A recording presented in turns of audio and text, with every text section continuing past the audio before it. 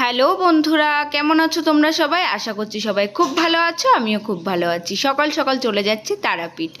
চাকদা থেকে ট্রেন ধরে চলে আসলাম নৈহাটিতে 8:05 মাতারা এক্সপ্রেসটা ধরবো, ওটা আমার বাবা। তারপর ট্রেনের জন্য একটু ওয়েট করছিলাম, তো একটু চা খেয়ে নিলাম।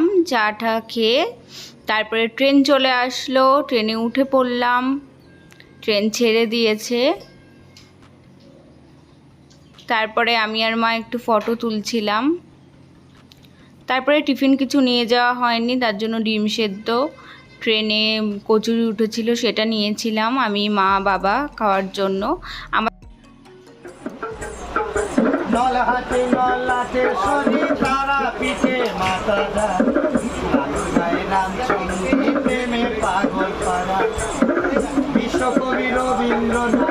বিশ্বকবি রবীন্দ্রনাথ আমার দেশে আসে, আমার রাঙা মাটির দেশে গো।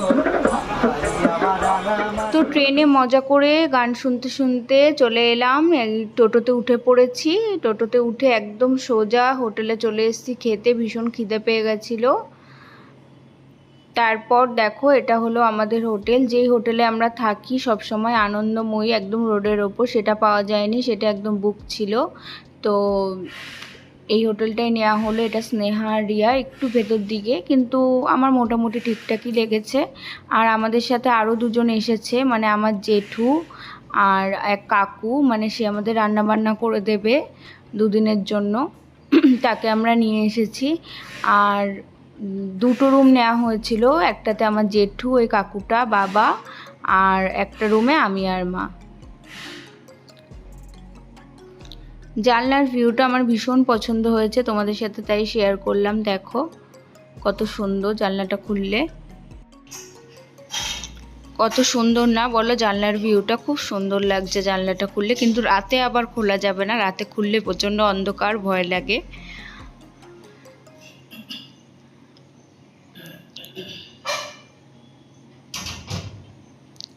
তারপর সন্ধ্যাবেলা রেডি হয়ে আমি আর মা একটু বেরিয়ে পড়েছিলাম মার্কেটটা ঘুরতে। মার্কেটটা খুব সুন্দর, বিকেলবেলা খুব সুন্দর লাগে দেখতে।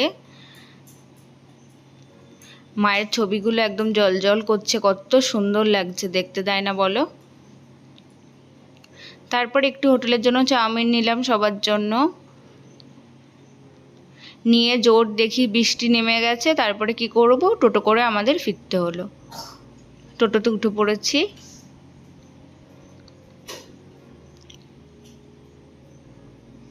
বাড়িতে এসে দেখি, হোটেলে এসে দেখি রান্না বান্না সব স্টার্ট হয়ে গেছে রান্না সবই। তাই তোমাদের সাথে শেয়ার করছি কি কি রান্না হয়েছে।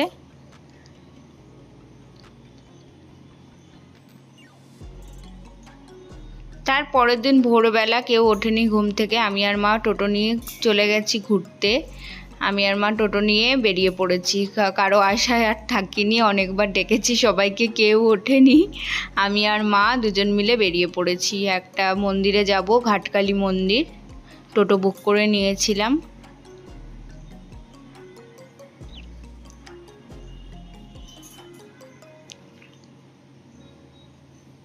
খুব সুন্দর এইখানকার পরিবেশ, আমার খুব ভালো লাগে যখনই আসি। এটা হলো দ্বারকা নদী, তার ওপর দিয়ে আমরা যাচ্ছি টোটো নিয়ে। এই হলো মন্দিরের পরিবেশ, আমরা পৌঁছে গেছি। সামনেটা এটা,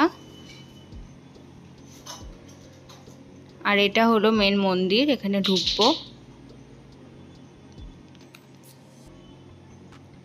খুবই সুন্দর মন্দিরটা, গিয়ে একদম মন শান্ত হয়ে গেছিল, ভীষণ ভালো লাগছিল। মেন মন্দিরে এখনও পর্যন্ত যেতে পারিনি, তার একটা আমার পার্সোনাল রিজনের জন্য। সেটা কালকে যেতে হবে আমাদের, এখনও পর্যন্ত যেতে পারিনি।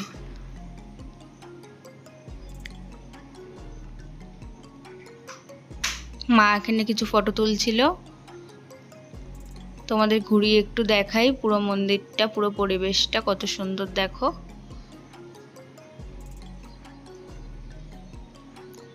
তারপর ওখান থেকে ফেরার সময় দেখি একদম কাঁকড়া হাঁড়ির মধ্যে লাফাচ্ছে। আমার তো কাঁকড়া ভীষণ ভালো লাগে, বাজারের মধ্যে দিয়ে আসছিলাম তাই কাঁকড়া নিলাম। দুপুরে রান্নাবান্না শুরু হয়ে গেছে, সব প্রস্তুতি চলছে রান্নাবান্নার।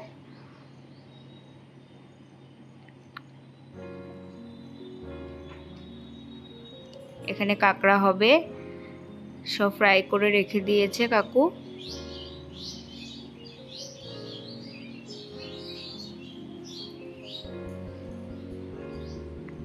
চিকেন কষা হচ্ছে।